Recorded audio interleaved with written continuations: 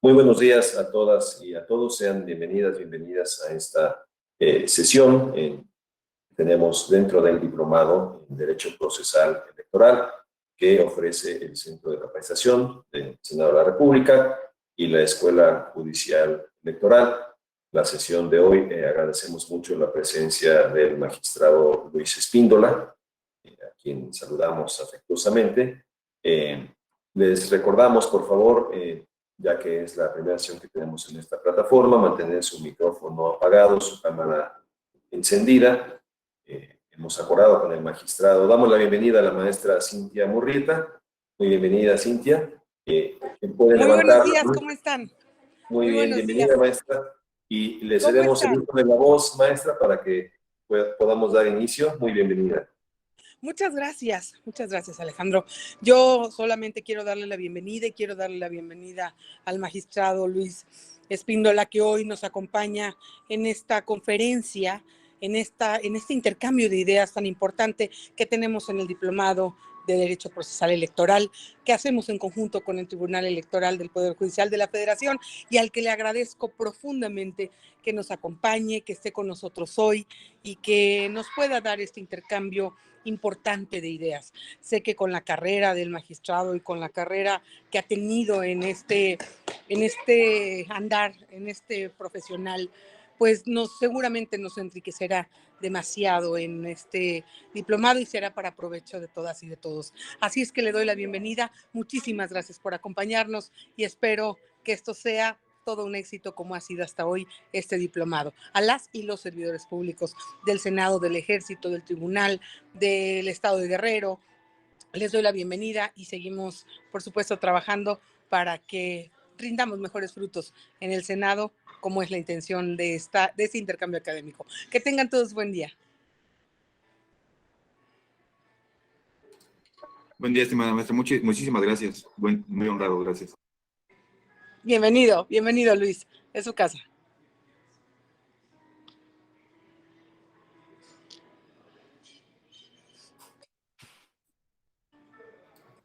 Listo, magistrado. Adelante, por favor. Iniciamos. Muchas gracias, estimado maestro Alejandro. Maestra Cintia Murrieta, pues muy buenos días a todas y a todos. Buenos días. Estoy muy honrado de poder ser convocado a estas actividades en pro de la difusión, de la capacitación y de la divulgación de temas relacionados con el quehacer. En esta ocasión, pues el quehacer electoral, el quehacer de las instituciones. A mí me ha tocado hablar un poco sobre el tema de las competencias del Tribunal Electoral. Pues agradezco muy comedidamente y me siento muy honrado de estar aquí con ustedes, principalmente a la maestra Cintia Murrieta, directora del Centro de Capacitación ahí en el Senado, a todas las amigas y amigos del Senado de la República, de las instituciones que nos acompañan, por supuesto al centro a la Escuela Judicial Electoral, a la doctora Gaby Rubalcaba, por supuesto al maestro Alejandro Camacho y a un queridísimo amigo que yo creo que tal vez ha sido muy dinámico en todas estas actividades, que es por supuesto el doctor Ramón Hernández. Querido amigo, aquí te saludo a la distancia, el aprecio desde aquí. También, por supuesto, quiero pues agradecer a todos quienes nos están siguiendo de manera virtual. De antemano yo quiero ofrecer una disculpa no poderlos acompañar de manera presencial. El día de hoy tenemos sesión pública a las 12 del día y entonces logísticamente sería un poquito complicado, pero la virtualidad nos ha permitido tener este tipo de dinámicas de intercambio y de diálogo. Por supuesto, agradecido con la Sala Superior del Tribunal Electoral, las magistradas y los magistrados, el magistrado presidente Reyes Rodríguez, por pues este tipo de impulsos institucionales, de dinámicas que las magistradas, el magistrado presidente de la Sala Superior, las magistradas y los magistrados de la Sala Superior han venido desarrollando, por supuesto, en pro del fortalecimiento de la difusión, de la divulgación y de la capacitación Y prueba de ello es que la Escuela Judicial es un baluarte, un símbolo y una referencia pues en la difusión de la materia electoral y de los derechos político-electorales. En esta ocasión, pues hablaré un poco sobre pues, el Tribunal Electoral, de lo que me han pedido, el Tribunal Electoral del Poder Judicial de la Federación, sus competencias, su naturaleza, sus funciones, rasgos generales que me han pedido mencionar. A lo largo de hoy y de mañana estaremos viendo pues estas características para finalizar con algunos retos, con algunas perspectivas que pudieran ser útiles en el ámbito del trabajo que cada uno realizamos al interior de las instituciones en las que nos desempeñamos. Bueno, por ahí tengo una presentación que estaremos compartiendo el día de hoy, y si no terminamos, pues el día de mañana, con varias temáticas sobre la materia. Pediría, de favor, si me pueden apoyar con este material, un material que quien esté interesado en obtenerlo, pues yo lo dejaría a disposición tanto del Centro de Capacitación del Senado, como por supuesto de mi querida casa, el Tribunal Electoral, a través de la Escuela Judicial Electoral, si me lo permite, maestro Alejandro Camacho. Y pues una vez dicho esto, pues pediríamos que pudiéramos, de ser posible, pues compartir la presentación en ese sentido. Bueno, adelantar un poco, ¿qué temas pues vamos a analizar? Pues vamos a analizar, ya lo mencionaba hace un momento, pues la competencia de las salas regionales, la sala superior y la sala especializada. Adelante, por favor. También un poco sobre... ¿De ver? ¿Perdón? ¿Me podría indicar si ya les aparece? Yo ya la tengo visual. Las asistentes y los asistentes, no sé si también pudieran confirmar, pero yo confirmo que la presentación ya la tengo. Sí, perfecto. Se ve bien. Entonces, adelante, por favor. Pues esos temas son los que vamos a analizar en un primer punto de toque, que es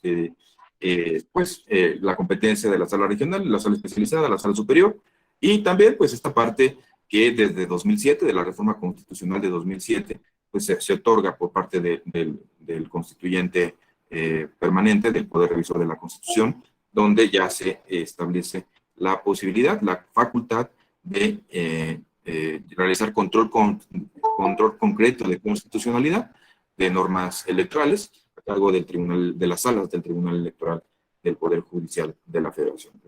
Aspecto no menos importante porque hace que el Tribunal Electoral tenga un revestimiento de tribunal de control concreto de constitucionalidad de las normas electorales, aspecto que no había tenido desde antes de la reforma de 2007. Es uno de los temas, me parece, sumamente importantes que destacar. Adelante, por favor.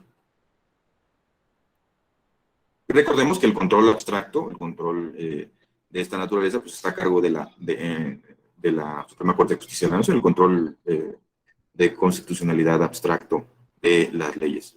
Mientras al tribunal se otorga la posibilidad de realizar un control concreto de constitucionalidad, caso por caso,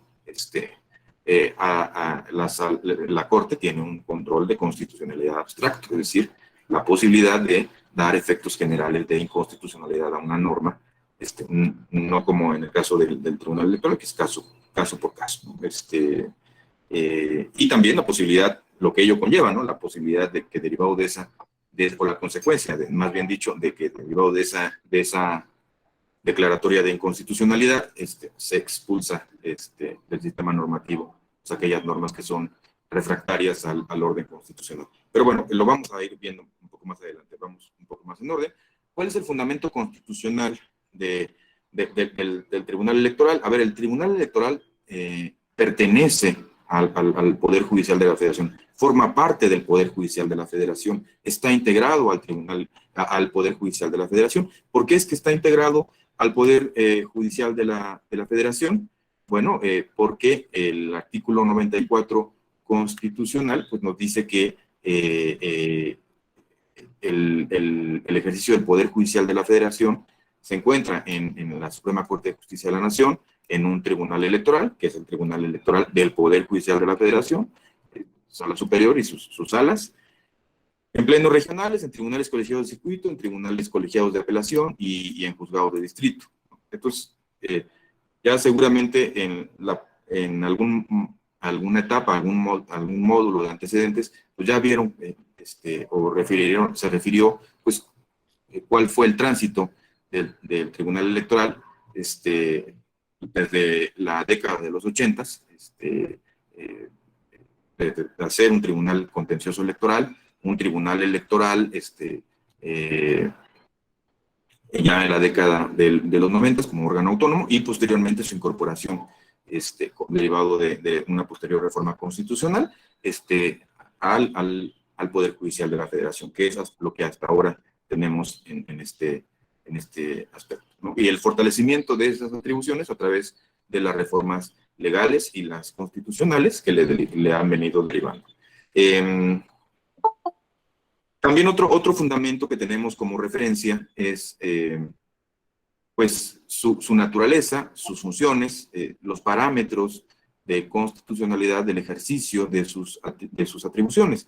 El artículo 99 de nuestra Constitución establece qué es el Tribunal Electoral y cuáles son sus dinámicas, sus atribuciones, sus competencias. Dice el 99 constitucional que el Tribunal Electoral será, con excepción de lo dispuesto en la fracción segunda del 105 de nuestra Constitución, la máxima autoridad jurisdiccional en la materia electoral y órgano especializado del Poder Judicial de la Federación. Entonces, se deposita en el Tribunal Electoral la facultad de llevar a cabo el control de constitucionalidad de las normas, el control concreto de constitucionalidad de las normas. Por eso mismo es que dice que es con excepción, este artículo nos señala que es con excepción de la fracción segunda del 105 de la Constitución, y este 105 de la Constitución nos habla de la posibilidad de la Corte, la facultad exclusiva y excluyente que tiene la Corte de declarar con efectos generales la inconstitucionalidad de una norma, de una porción normativa, de un conjunto de normas, o inclusive de una ley en su completitud. E inclusive derivado, pues, establecer los efectos de la inconstitucionalidad, una inconstitucionalidad deferida, una inconstitucionalidad lisillana, una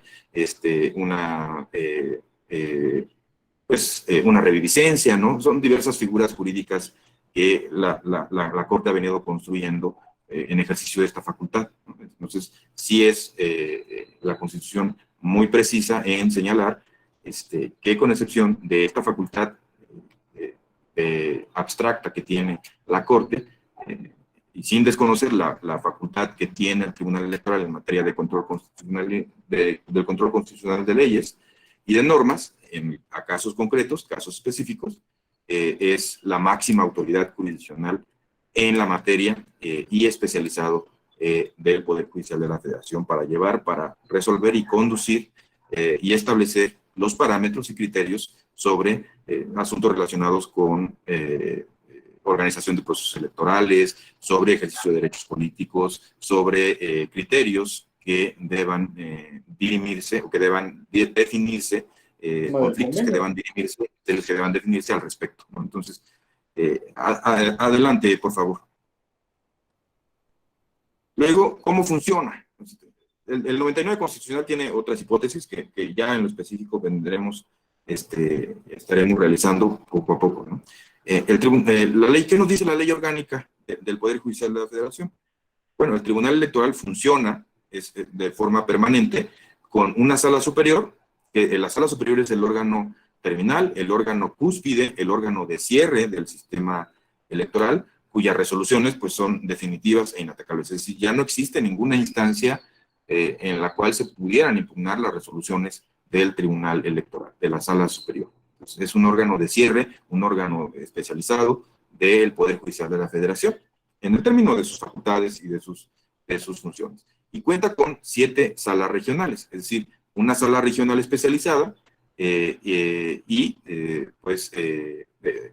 tenemos las 5 salas, regionales de las 5 circunscripciones plurinominales. Esto lo dice en términos formales la ley. Ya veremos a continuación por qué habla de 7 salas, regionales, ¿no? Habla la ley orgánica de la posibilidad de establecer pues salas auxiliares en este sentido, ¿no? Las cuales pues, no hemos transitado hacia ello. Adelante, por favor.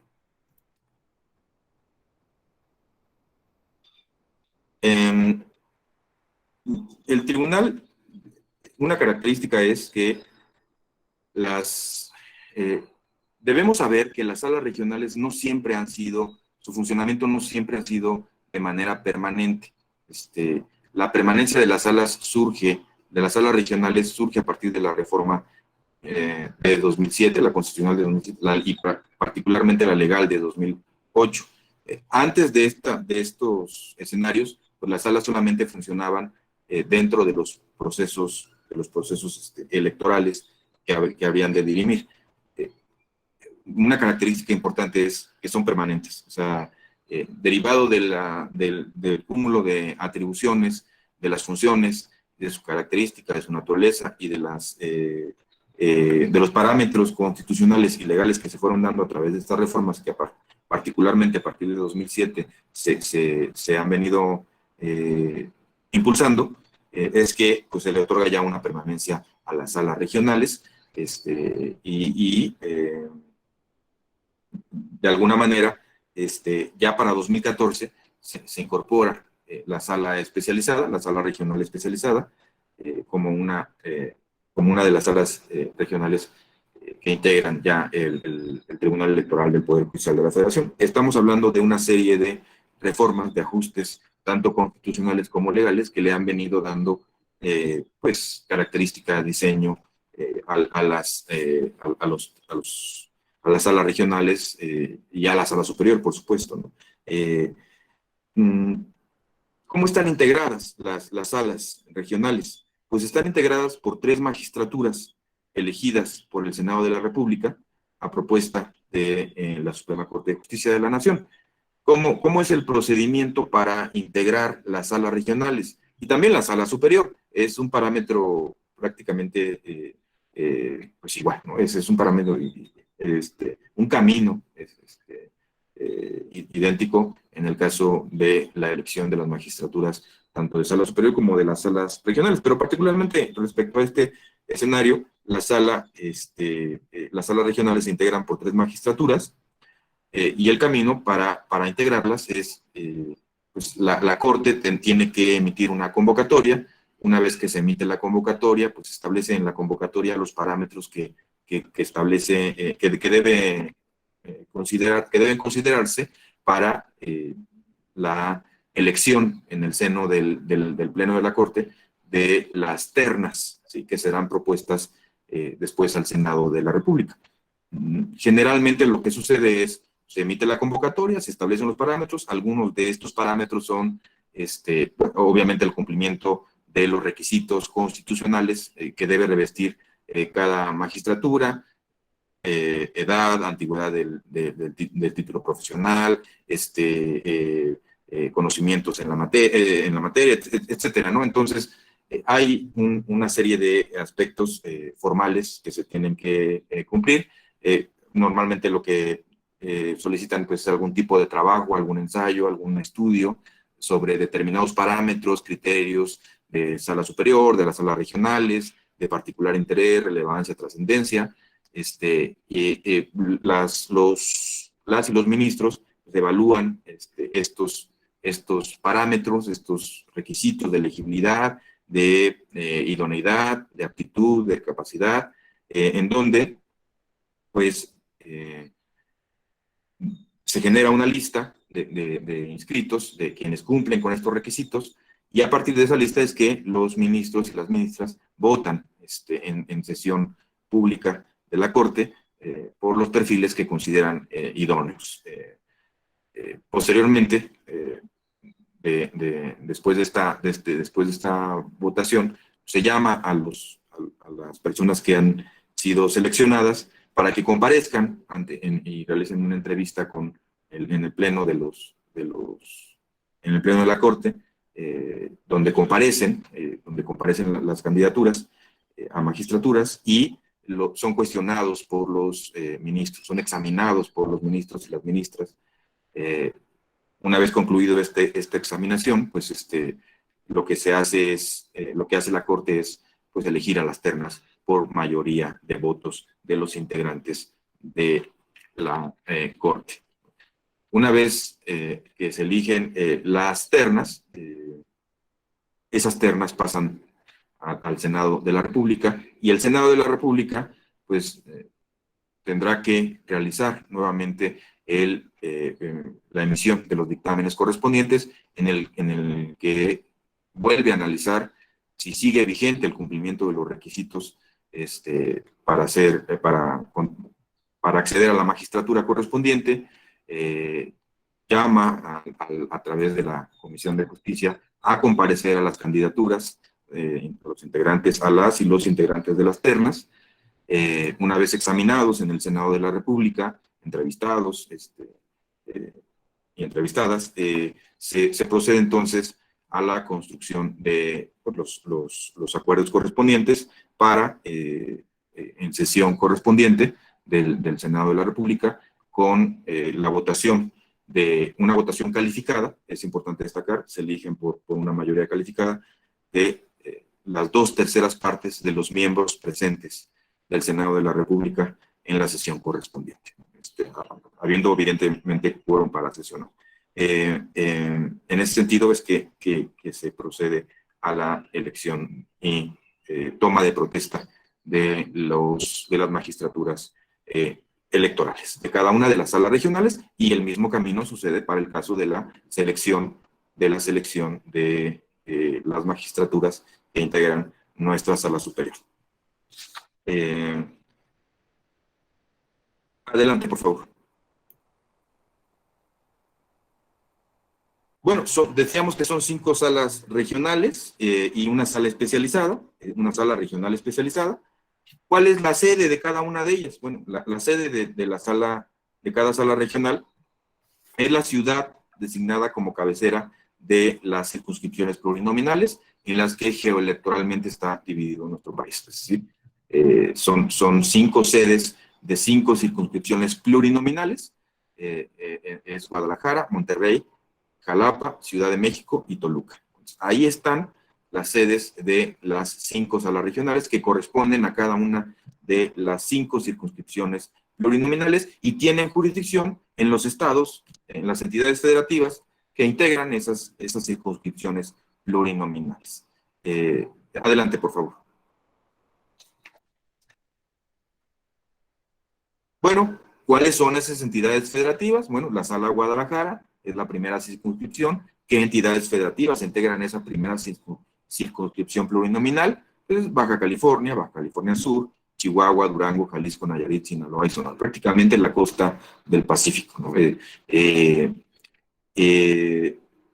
Sala Monterrey es la segunda circunscripción plurinominal, es Aguascalientes, Coahuila, Guanajuato, Nuevo León, Querétaro, San Luis Potosí, Tamaulipas y Zacatecas. Sala Jalapa, que es la tercera circunscripción electoral, integra los estados, está integrada con los estados de Campeche, Chiapas, Oaxaca, Quintana Roo, Tabasco, Veracruz y Yucatán. Sala Ciudad de México, la cuarta circunscripción plurinominal es Guerrero, las entidades federativas de Guerrero, Morelos, Puebla, Tlaxcala y Ciudad de México. Y la quinta circunscripción plurinominal, estamos hablando de Colima, Hidalgo, Estado de México y Michoacán. Pues estas, en los conflictos que pudieran derivar en materia electoral, relacionados en esta materia, digamos que, y que tengan que ver con estas entidades federativas, pues terminan conociendo la sala regional. ¿Por qué vías? Pues desde las que les son propias, relacionadas con elecciones federales, que propiamente, recordemos que es el ámbito federal en el que tiene jurisdicción, pero también conocen vía medios de impugnación de las resoluciones de los órganos electorales estatales, ¿no? Conocen en una segunda instancia de las impugnaciones de los tribunales electorales o de las resoluciones de los tribunales electorales locales, o vía per saltum de otras determinaciones, vía salto de la instancia, de las determinaciones de otras autoridades estatales que puedan producir un perjuicio, un menoscabo en el ejercicio pleno de los derechos políticos. Recordemos que los tiempos electorales son tiempos muy cortos, dependiendo de cada entidad federativa, dependiendo de cada elección local, cada elección estatal. Los tiempos de los procesos electorales oscilan entre los 8 y los 10 meses. Y las etapas en cada uno de ellos, pues, estamos hablando de la etapa de preparación de la elección, la etapa de la jornada electoral, de la calificación de los resultados, son tiempos relativamente cortos. Cuando esto llega a suceder o cuando existe un riesgo inminente en el menoscabo del ejercicio pleno de los derechos políticos, es que es posible el salto de las instancias, y también por esta vía es que en algunos casos excepcionales ha llegado a suceder que las salas conocen directamente de temas que pudieran en términos ordinarios, o deberían en términos ordinarios, conocer los tribunales electorales estatales. Porque el agotamiento de la instancia o de las instancias pudiera generar pues este detrimento, menoscabo, o inclusive daño de carácter irreversible, dados los plazos fatales que se manejan en materia electoral. Fuera de ello, pues las salas, como decía, en términos ordinarios, conocen de las elecciones federales, diputados federales, conocen de vulneración a derechos políticos de la ciudadanía en ese ámbito de jurisdicción, derivado de actos de las autoridades electorales federales, como podría ser el INE, en ejemplos muy sencillos. El INE, a través de un trámite que pudiera ser la expedición de la credencial del elector, o la no inscripción en el listado nominal, o su indebida exclusión, etcétera, que es un acto que deviene de una autoridad federal y que es reclamable de manera directa hacia las salas, ¿no? A las salas regionales. Más adelante veremos algunos ejemplos, pero nada más el efecto nada más es tratar de ejemplificar un poco pues la dinámica que tienen las salas regionales en cada uno de estos aspectos. Reitero, su competencia originaria son respecto de actos de autoridad electoral federal o de procesos electorales federales. Pero también, en segunda instancia, funcionando como en segunda instancia, respecto de los reclamos, respecto de las impugnaciones que tienen que ver con tribunales electorales estatales, vía los recursos correspondientes, ¿no? Normalmente es el juicio de revisión constitucional electoral el que pasa por esta dinámica, ¿no?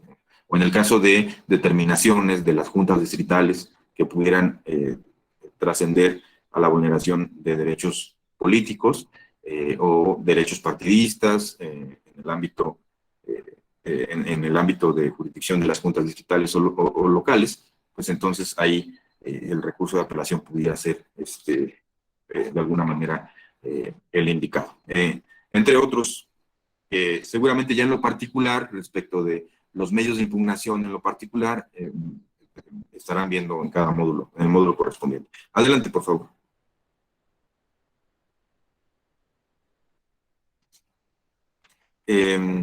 Bueno, cada sala regional, ya había adelantado algunos ejemplos, tiene competencia en términos del 176 de la ley orgánica, y también hay otras leyes, como por ejemplo la Ley General del Sistema de Medios de Impugnación en materia electoral, pues conocer de recursos de apelación en contra de resoluciones de la autoridad electoral federal, con excepción de los órganos centrales del INE. Los que son relacionados con órganos centrales del INE, pues los conoce directamente la sala superior. Los relacionados con órganos desconcentrados, los conoce propiamente las salas regionales.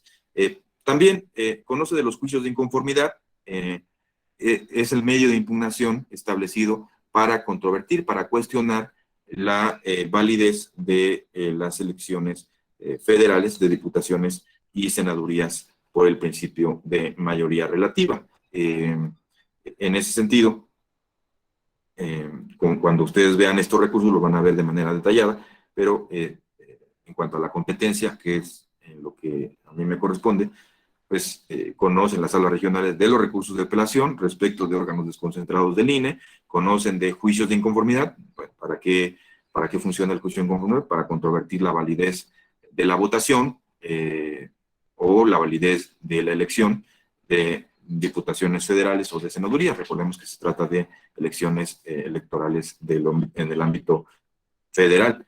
Adelante, por favor. También conoce, ya habíamos adelantado un poquito, habíamos dibujado un poco esto, de los juicios de revisión constitucional electoral. ¿A qué se refieren estos juicios de revisión constitucional electoral? Pues se interponen contra actos o resoluciones que han adquirido definitividad de firmeza, es decir, que en el ámbito local ya no pueden ser, ya no hay otra instancia a la cual acudir en el ámbito estatal. A eso se refiere.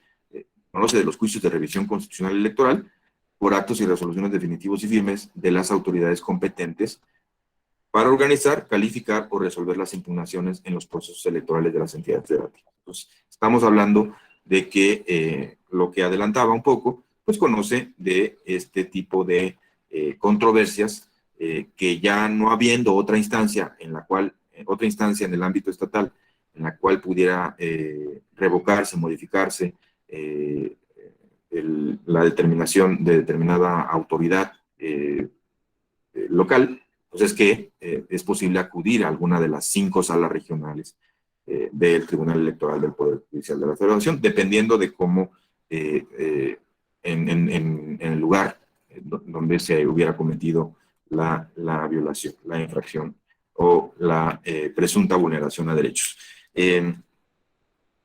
Y son los juicios de revisión constitucional electoral los indicados para hacer o realizar este tipo de controversias o plantearlas. También conocer los juicios, sobre los juicios de la ciudadanía que se promuevan por vulneración a los derechos de votar y ser votado. Como ustedes saben, seguramente ya lo tuvieron como referencia, la Sala Superior ha definido muchos criterios de ampliación, de garantía, de protección y de tutela de derechos políticos, no solamente en el ámbito de votar, ser votado, sino también asociación, afiliación, o los vinculados intrínsecamente con estos, ¿no? Que podrían ser pues, derechos de petición, derechos de asociación, derecho de acceso a la información, que son también derechos humanos, pero que pueden tener esta vertiente política de tutela de derechos de esta naturaleza. Es decir, recordemos que dentro de las características de los derechos humanos, pues esta es esta parte de la interdependencia, de la correlación entre un derecho con el otro. Es decir, la afectación de un derecho puede implicar la afectación de otros más, ¿no? Que tengan vinculación directa con el derecho originalmente vulnerado. Si la vulneración del derecho de votar pues puede tener correlación con un tema de negativa de acceso a la información por parte de un partido político, ¿no? O a integrar órganos de dirección del partido político por una negativa de acceso a la información o de derecho de petición o vulneración al derecho de afiliación, entre otros, ¿no? Que a través de estos criterios tan importantes, pues la Sala Superior y por supuesto también las salas regionales han venido ampliando y han venido fortaleciendo con una visión mucho más amplia, mucho más progresista, mucho más garantista sobre la tutela de los derechos. ¿Qué significa o qué entraña la tutela de los derechos de votar, ser votado, asociación o afiliación? Originalmente se tenía de esa manera. Originalmente el Tribunal Electoral ha venido evolucionando criterialmente desde el punto de vista de que la Constitución y la ley solamente hablaban del derecho de votar, ser votado, asociación y afiliación, a ir transitando desde la primera integración, se transitó o se ha venido transitando a la protección, tutela y garantía de otros derechos que pueden estar vinculados con el pleno y efectivo ejercicio de estos, ¿no? Adelante, por favor.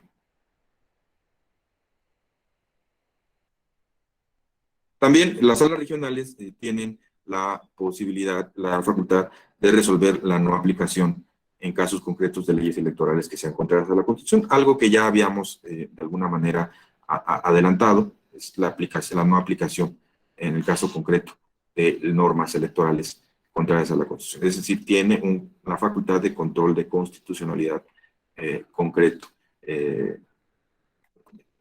Tanto las salas regionales, todas las salas regionales, como la sala superior.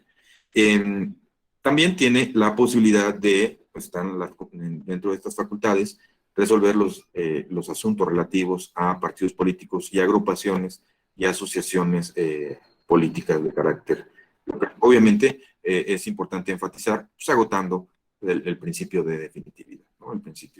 Este principio de orden procesal, que es necesario tener en cuenta al momento de acceder a las instancias correspondientes, salvo las excepciones que ya habíamos comentado hace unos momentos.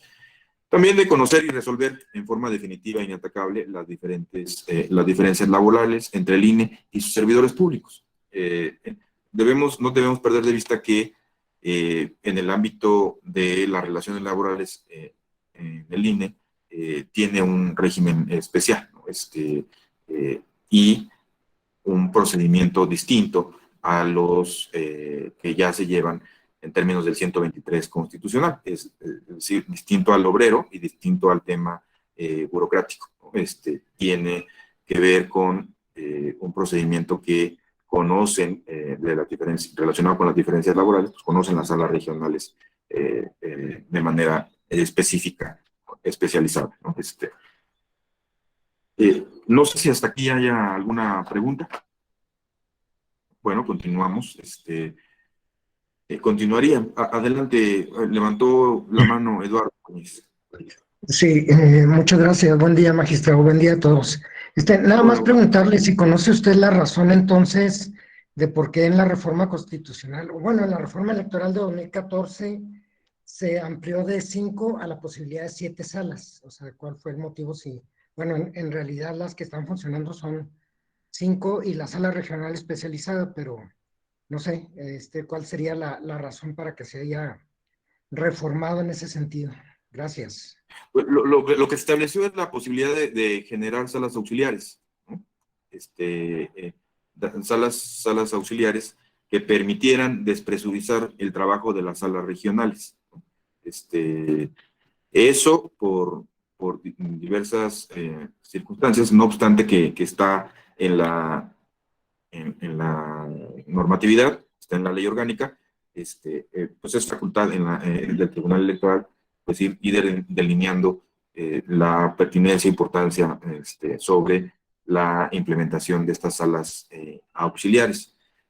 No se ha realizado, principalmente porque el fenómeno que se pretendía cubrir en este punto, pues era precisamente la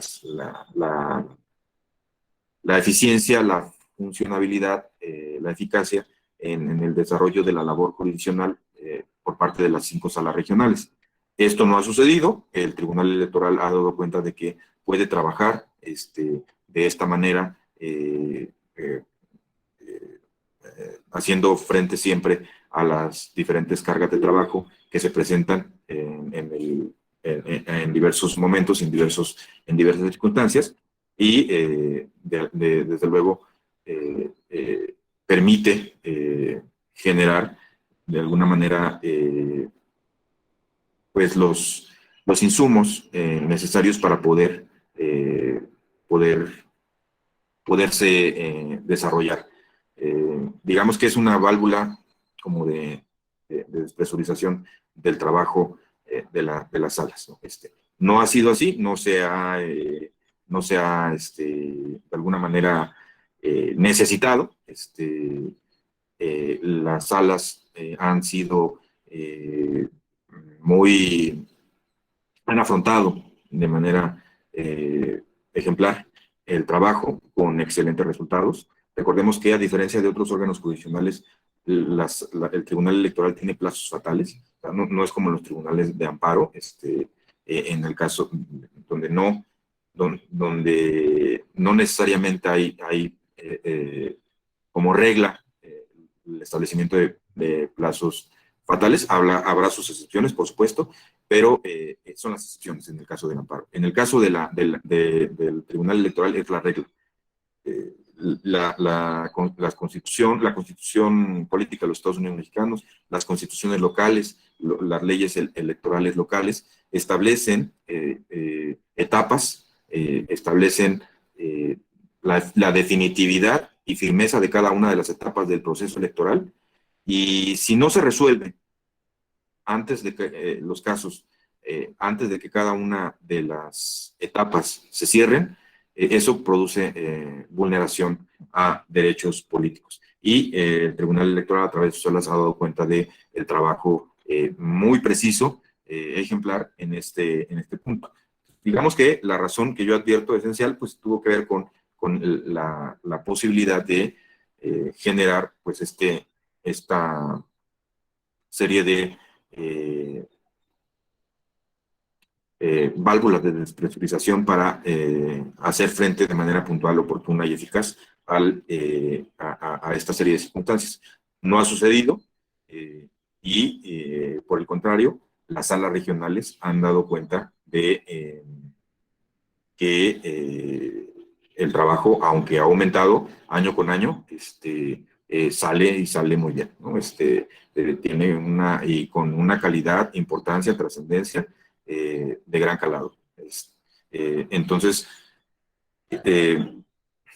yo se lo puedo comentar porque antes de estar en la sala especializada, ahora que me honro en poder integrar con mi compañera y mi compañero presidente, yo estuve en la sala Toluca y en la sala Guadalajara. Conozco además el trabajo de las otras salas, de la sala Jalapa, de la sala Ciudad de México, de la sala Monterrey. Cada sala tiene sus características, su complejidad, su importancia. Recordemos que México son muchos Méxicos. No es lo mismo los conflictos que habrán de resolverse en el norte del país, Chihuahua, Baja California, Sonora, que en Oaxaca, en Guerrero, en Yucatán. Tienen sus complejidades, tienen sus distintas características, y en cada una de ellas han sentado criterios muy puntuales, muy oportunos, muy razonables y ejemplares, que muchos de ellos, la gran mayoría, han tenido un respaldo, un acompañamiento de las demás salas, por supuesto, y por supuesto de la sala superior, ¿no? Que es el órgano cúspide de nuestro Tribunal Electoral, el órgano de cierre y el que a través de sus criterios articula pues el sistema jurisdiccional electoral federal con el que contamos y que es a lo que nos están convocando nuestra reunión.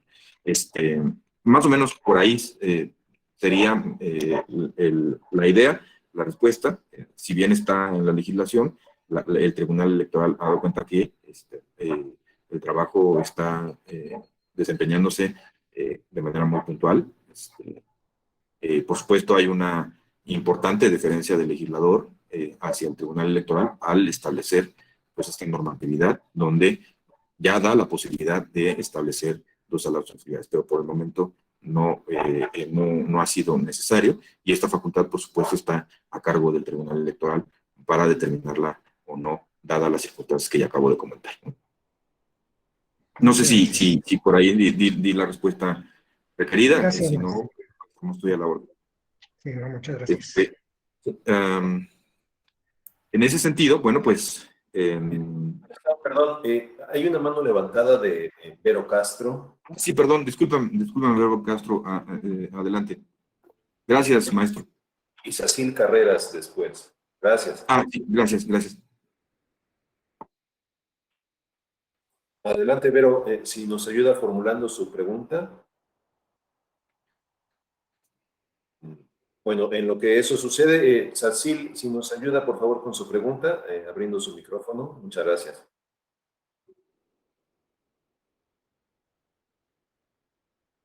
Cecil creo que ya abandonó ¿no? Algo me pareció ahí en la pantalla. Pero Vero tiene levantada la mano todavía. Vero Castro. Y a ver, aquí dice abrir film. Parece que sí, pero si no, podríamos continuar, magistrado. Sí, con mucho gusto. Tú me indicas. Gracias. Adelante. Continuamos. Bueno, una vez abiertos estos parámetros sobre las competencias de las salas, rasgos generales, ¿no? A continuación veremos algunos ejemplos de casos donde, atendiendo al lugar donde se llevó a cabo o se reclama la violación o la afectación, es que conoce determinada sala. Creo que Cecil volvió a levantar la mano. Tú me indicas. Así es. Cecil, si nos ayuda abriendo su micrófono para hacer su pregunta, por favor.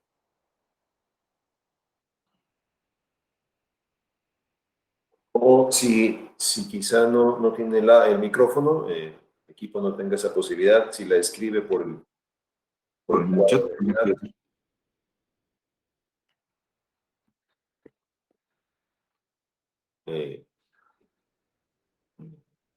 No la tenemos, pero si no, la podemos dejar al final, Cecil, en lo que reparamos este tema. Y por favor, Sí, claro, yo adelante. quedo al pendiente, maestro. Adelante, por favor. Hay algunos ejemplos en este punto. Por ejemplo, lo relacionado con la vulneración a derechos políticos, ¿no? En el caso, un caso de Sinaloa, se plantea un caso en Sinaloa, ¿en qué sala debe conocer? Pues la sala Guadalajara, ¿no? Este es un caso de juicio de protección de derechos de la ciudadanía, y también en el caso de que la violación o la vulneración a principios o derechos derive de alguna autoridad electoral. Por ejemplo, en este caso, podemos ver que es el Consejo General, una violación o una afectación a un acto del Consejo General del Instituto Local en el caso de Jalisco, me parece, y se conoce la sala Guadalajara. Adelante, por favor.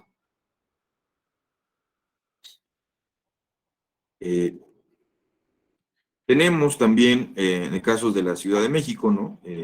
Cuando se controvierte una resolución, por ejemplo, pero no de un consejo, de un consejo local, sino de un consejo electoral, de una junta distrital, o de alguna junta local, ¿no? Tenemos el caso de este asunto, el consejo responsable le impuso diversas sanciones en la revisión del informe anual de ingresos y gastos. Por ejemplo, cuando se trata de imposición de sanciones del informe de ingresos y gastos, se conoce a través de recurso de apelación. Adelante, por favor.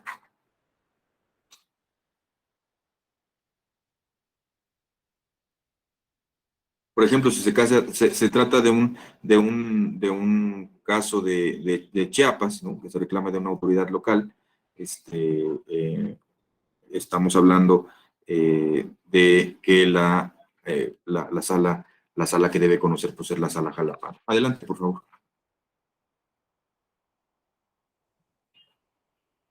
Por ejemplo, este es de Sala Monterrey. Aquí ya no hablamos de actos o resoluciones que se atribuyen a autoridades locales, ¿no? Instituto Electoral Local o que se atribuya al Tribunal Electoral Local, sino también pues a autoridades federales, ¿no? Aquí se controvierte los resultados obtenidos por una elección de diputaciones federales en el estado de Querétaro. Si se controvierte los resultados de elección de diputaciones federales por el principio de mayoría relativa, en el caso de Querétaro, pues la competente es la Sala Regional Monterrey. Adelante, por favor. Y ejemplos, por ejemplo, de controversias laborales, ¿no? Lo mismo sucede en el caso de controversias laborales. Si se controvierte aquí una pregunta. Carlos García. Creo que no lo alcancé a ver. Sí, pregunta, magistrado, si las sesiones se transmiten vía internet y si son públicas. Sí, por supuesto. Era lo que comentaba un poco antes de entrar a nuestra reunión, y eso es muy importante, Muchas gracias por el comentario. Las sesiones atendiendo un principio de máxima publicidad y una práctica una buena práctica del Tribunal Electoral, las sesiones son públicas y se transmiten en el canal en las redes sociales, en el canal de YouTube del Tribunal Electoral. De hecho, pues, era lo que le comentaba al maestro Alejandro y a quienes nos acompañan. No es comercial ni nada por el estilo, pero simplemente es una coincidencia, ¿no? A las 12 del día tendremos sesión pública de resolución de los asuntos de la sala especializada. Entonces, quienes estén interesados pueden acceder a la página de internet del tribunal, de la sala especializada, en el apartado de sala especializada, o directamente al canal de YouTube del tribunal. En el caso de la sala especializada, las sesiones de resolución son públicas, ahí se plantean los proyectos de resolución, ahí se discuten, se votan por unanimidad, se votan por mayoría. Son la dinámica que tenemos. Las sentencias también son públicas, derivado de las sesiones públicas. Una vez establecido ya el engrose correspondiente de la resolución e impactados todos los argumentos planteados por las magistraturas en sesión pública, es que todas las sentencias de las salas regionales y de la sala superior, de todo el Tribunal Electoral, son públicas. Entonces, son consultables, hay un buscador de sentencias y ahí se pueden encontrar. También se cuelgan las sentencias regularmente también en el apartado donde hubo o se presentó la sesión correspondiente. Está el video de la sesión y también están las sentencias que derivaron de la sesión correspondiente. Entonces, sí, son públicas, todas son públicas, y adelante, por favor, Eduardo Muñiz. Muchas gracias, muy breve, magistrado. Entiendo yo que la división de las circunscripciones obedecen a la distribución que realiza el INE, no sé si me equivoco, y las salas regionales atienden a esta división. ¿No cree usted, magistrado, que dificulta un poco el acceso, digamos, presencial? Por ejemplo, para acudir, por ejemplo, me llama la atención que Querétaro está en la sala Monterrey, estando más cerca de Ciudad de México, por ejemplo, o Chihuahua, que creo que antes estaba en la sala, en la circunscripción, o que corresponde a Monterrey, estaba esa sala, y ahora está hasta Guadalajara, no sé. No es un poco, hay otras que veo, la tercera u otras, Ciudad de México, que sí se ajustan más o menos, pero hay algunos casos en los que sí se ve como que están muy lejanas a la sede de la sala regional, pudiendo estar adscritas a otra. Entiendo que obedece a la distribución electoral. Muchas gracias. Sí, muy buena pregunta, Eduardo. Obedece a la delimitación de las circunscripciones plurinominales, y geoelectoralmente hablando, pues es que están distribuidas las salas de esa manera, ¿no? ¿Qué tenemos? Bueno, pues tenemos que no es necesario acudir directamente a la sala o trasladarse a la sala para presentar la impugnación. Las impugnaciones se presentan ante la autoridad responsable. Es decir, si usted reclama una violación a sus derechos por una sentencia del Tribunal Electoral del Estado de Querétaro, su impugnación la presenta ante el Tribunal Electoral del Estado de Querétaro. Y es el tribunal el obligado a darle trámite y enviarlo a la Sala Regional Monterrey, en el ejemplo que pone. Las herramientas virtuales también nos han ayudado muchísimo al respecto, porque las salas regionales pues también atienden pues, los alegatos o las solicitudes de audiencia que los justiciables pueden tener al respecto, y esa dinámica se ha venido incentivando en gran medida en cada uno de estos supuestos, ¿no? Por ahí creo que es Sacil, Citlali Carreras, levantó la mano. Sí, muchas gracias. Una disculpa porque hace rato al encender el micrófono se me cerró la sesión. No, no te preocupes. Tengo una duda. Por ejemplo, ¿cuáles son las medidas que pueden imponer las salas regionales respecto al desacato de sus resoluciones? Entiendo, por ejemplo, que ustedes incluso pueden llegar a atender actos o más bien recursos que presenten algunas ciudadanas o ciudadanos que surgen incluso desde los procesos electorales internos de los partidos. Suponiendo, por ejemplo, que ustedes ordenasen alguna determinación que el propio partido o algún órgano correspondiente del partido no cumpla, ¿qué medidas pueden imponer ustedes para asegurarse de la impartición de justicia? Entiendo que existen, por ejemplo, las multas, pero en el caso de una falta reiterada al cumplimiento, ¿qué pueden hacer las salas? Bueno, es una pregunta, es una pregunta muy relevante, muy interesante, muy buena. Es muy amplia, pero, a ver, aquí voy a tratar de establecer algunos parámetros para tratar de dar respuesta puntual a la pregunta. A ver, los órganos jurisdiccionales cuentan con diversas herramientas para hacer cumplir sus determinaciones. El aspecto aquí central depende mucho de las características del caso concreto. No es lo mismo, es que me vienen a la mente muchos ejemplos. A ver, no es lo mismo una omisión, ¿sí? No es lo mismo una omisión legislativa, ¿no? O una omisión de emitir lineamientos por parte de un instituto electoral, o de reconocer una candidatura por parte de un partido político, o de ordenar la inscripción de una candidatura, ¿no? O de ordenar la reimpresión de boletas electorales, ¿no? No es lo mismo, son diferentes circunstancias. O no es lo mismo acciones de garantía o de protección tratándose de violencia política contra las mujeres en razón de género, ¿no? O sea, son aspectos que en cada caso, o de la restitución en el ejercicio de sus funciones de una funcionaria pública que fue indebidamente removida.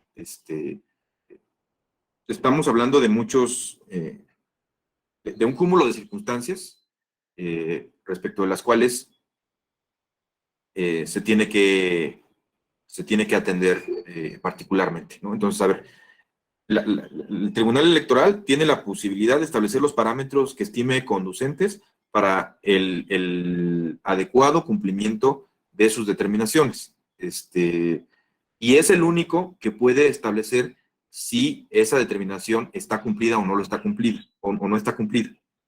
O inclusive puede generar parámetros de cumplimiento sustituto. Eso es otro ejemplo, ¿no?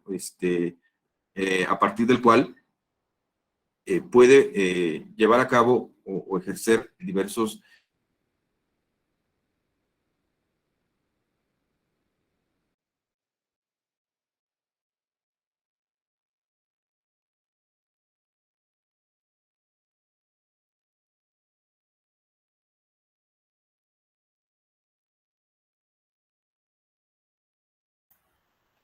Un momentito, creo que se fue la señal. Sí, con la conexión del magistrado. Denos un par de minutos, por favor.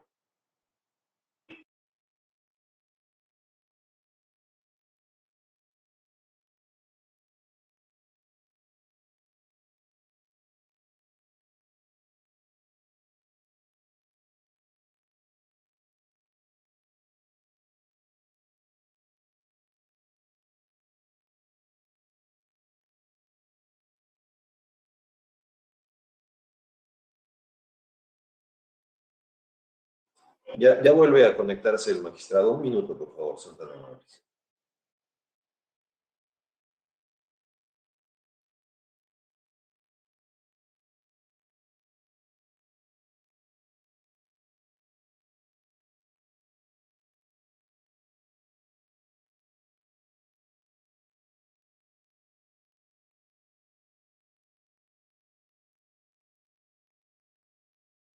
Perdón, me informan aquí que se desconectó la señal.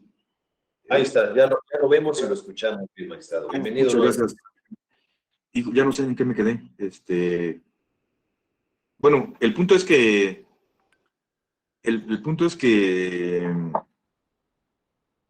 cuenta con diversas herramientas o diversos elementos para poder llevar a cabo el cumplimiento de sus determinaciones. Para el cumplimiento sustituto, normalmente tenemos un parámetro en el cual pues, prácticamente todas las sentencias del Tribunal Electoral pues, se cumplen puntualmente, ¿no? Eso es importantísimo, tiene que ver mucho con la civilidad, la seriedad en la que se atienden las determinaciones de un órgano jurisdiccional. En democracia, pues las resoluciones de los jueces, de las juezas, se cumplen. Se pueden discutir, por supuesto, pero se tienen que cumplir.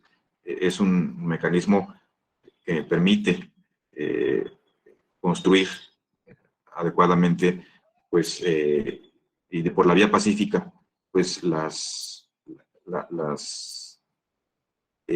dimisión de la resolución de cualquier controversia que pudiera presentarse, y más en el ámbito político y electoral. Algunos ejemplos los comenté, pueden hacer los requerimientos correspondientes, darle seguimiento, establecer medidas,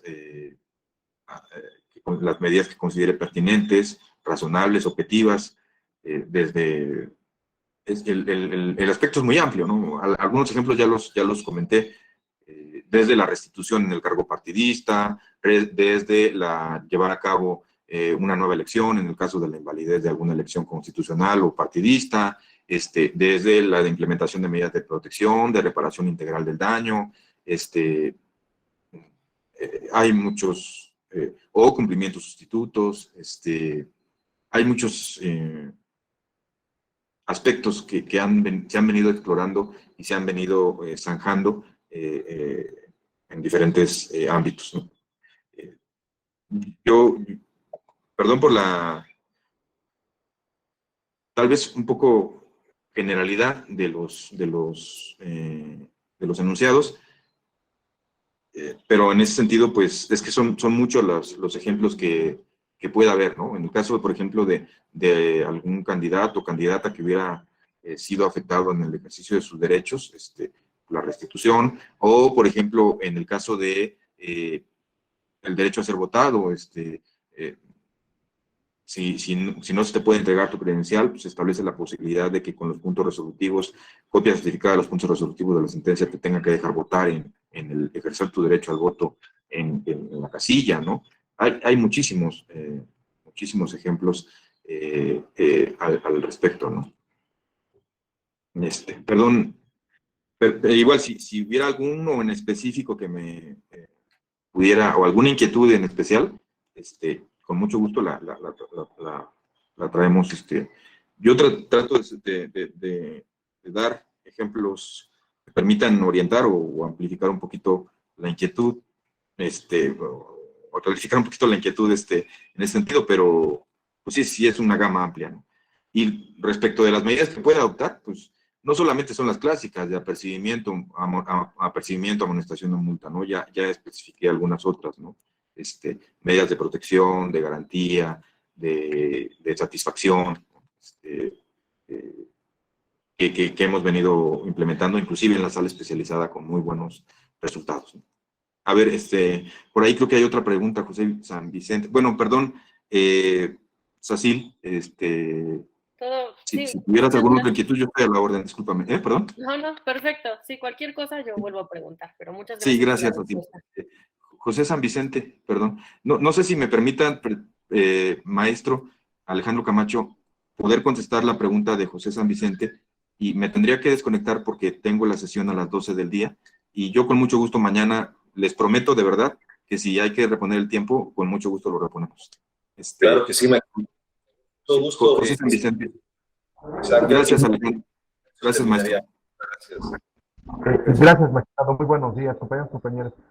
Magistrado, una pregunta. En este caso, en materia electoral, ¿existe la figura del incidente de ejecución de sentencia? Es una muy buena pregunta.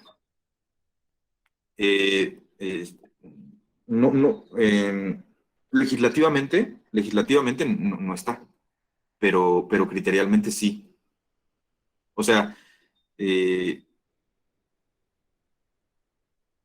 ¿por qué tiene que ver qué tienen que ver las figuras de aperturar un incidente de cumplimiento de sentencia, o de un incidente de inejecución de sentencia, o de inclusive de un incidente de cumplimiento sustituto de la sentencia? Todas esas figuras no las va a encontrar en la ley, al menos en el parámetro electoral no las va a encontrar, pero sí en los criterios que la Corte ha establecido. ¿Y por qué tiene que ver esto? ¿Por qué tiene que ver esto, José San Vicente? Porque tiene que ver con la garantía efectiva del derecho de acceso a la justicia. Y el derecho de acceso a la justicia es un derecho humano.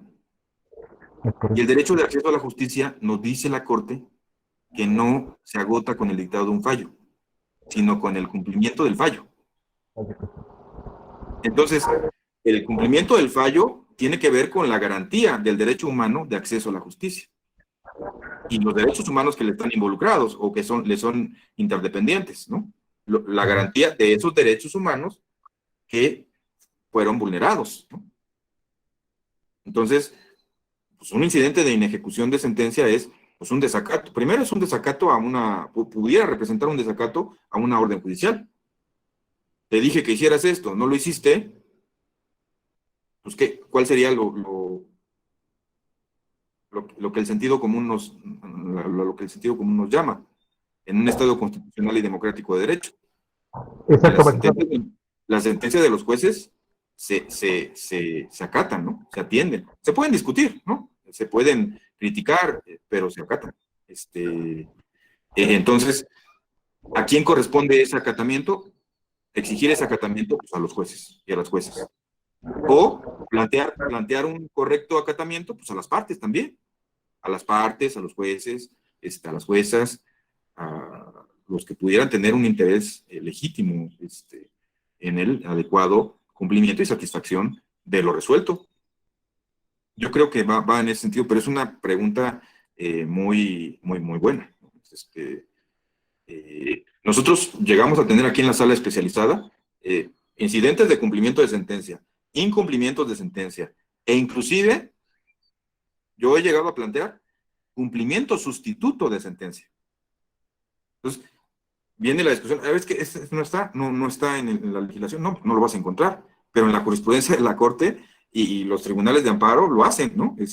Y son herramientas que existen. Si en la ley de amparo, me van a decir, si es que en la ley de amparo está, pues sí está, pero a ver, el derecho de acceso a la justicia es un derecho humano, ¿sí? Y recordemos que hay parámetros internacionales que nos dicen que las autoridades del Estado mexicano están obligadas a garantizar los derechos humanos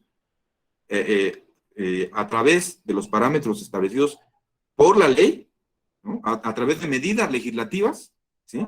nos dice la Convención Americana de Derechos Humanos, de medidas legislativas o, ojo con este punto, de cualquier otro carácter. Entonces, medidas legislativas o de cualquier otro carácter. Y entonces, pues si no está en la ley, o sea, si nosotros viviéramos en un estado legal de derecho, donde lo que no está en la ley no se puede hacer, que estamos hablando del siglo XIX, pues sí, ¿no? Donde los jueces y las juezas pues, no pueden hacer lo que la ley expresamente no les establece. Pero en un estado constitucional y democrático de derecho, es distinto. Si no está en la ley, ¿sí? Pero es necesario establecer mecanismos para la debida garantía del derecho que ya fue reconocido, o que debe ser garantizado, o debe ser restituido, pues se deben implementar cualesquiera de otro carácter, a través de las cuales se logre la finalidad y el sentido que se busca, el cumplimiento de una sentencia. O sea, ese tipo de preguntas son las que de alguna manera, también SACIL, ¿no? Por supuesto. Te voy a poner un ejemplo también acá de la sala, ¿no? Con las redes sociales, ¿no? Tuve un caso donde Facebook, te lo digo rápido porque ya me tengo que meter a sesión pública, protección de niñas, niños y adolescentes, ¿no? No es que esté prohibido que las niñas, reitero y subrayo, no es que esté prohibido que las niñas, niños y adolescentes aparezcan en la propaganda política o electoral, no está prohibido, pero sí tienen que seguir un procedimiento de autorización de los menores si están en edad de comprender y de atender las consecuencias de su participación, o en su caso, y también de los padres, tutores, ¿no? Si ese procedimiento no se sigue, entonces se incumple con estos parámetros y pueden ser sancionados, ¿no? El caso concreto, se difunden este tipo de fotografías de propaganda en Facebook, ¿sí? Y se ordena el retiro de esas publicaciones, ¿no? Porque son publicaciones infractoras que no siguieron el procedimiento de autorizaciones correspondiente. Facebook contesta diciendo, bueno, de las 30 solamente voy a bajar 18 porque las otras pues no se alcanzan a ver los niños, mi tribunal o mi consejo dice que no. A ver, en la sentencia se te ordenó que son 30 las fotos que tienes que bajar. Tú tendrás tu consejo, tú tendrás tus líneas de operación, políticas de operación, lo que sea. Pero aquí hay una sentencia que ordena bajarlas. Y entonces, respondiendo un poco a la pregunta de SACIL, ¿qué tipo de medidas puede? Aquí en este caso, y le pido capacidad económica de Facebook al SAT, ¿no? Seguramente Facebook es una empresa pues, que está en quiebra, ¿no? Y que pues, no tiene una gran capacidad económica. Pero bueno, hay que pedir capacidades económicas. Lo supo Facebook, evidentemente, porque el pedir capacidades económicas es saber, es el preludio para que el juzgador tenga parámetros ante la eventual imposición de una multa. Hay que saber cuál es su capacidad económica. Entonces, se dieron cuenta, y entonces Facebook ha de haber dicho, no, pues no, ¿verdad? Aquí sí se están tomando en serio las determinaciones, y a la semana, dentro del plazo que les concedimos para cumplimiento, ya nada más nos informó, las fotos ya no están disponibles. Las publicaciones que tú me mencionas ya no están disponibles. Va un poco en el tema de las preguntas de SACIL y un poco en la pregunta que tú planteas, ¿no? ¿Qué tipo de determinaciones? Las que sean necesarias para cumplir y hacer cumplir las determinaciones de un órgano jurisdiccional. No se desconocen este tipo de dinámica, de facultades, pero aquí hay una sentencia que dice esto y dicta esto, y se tiene que cumplir.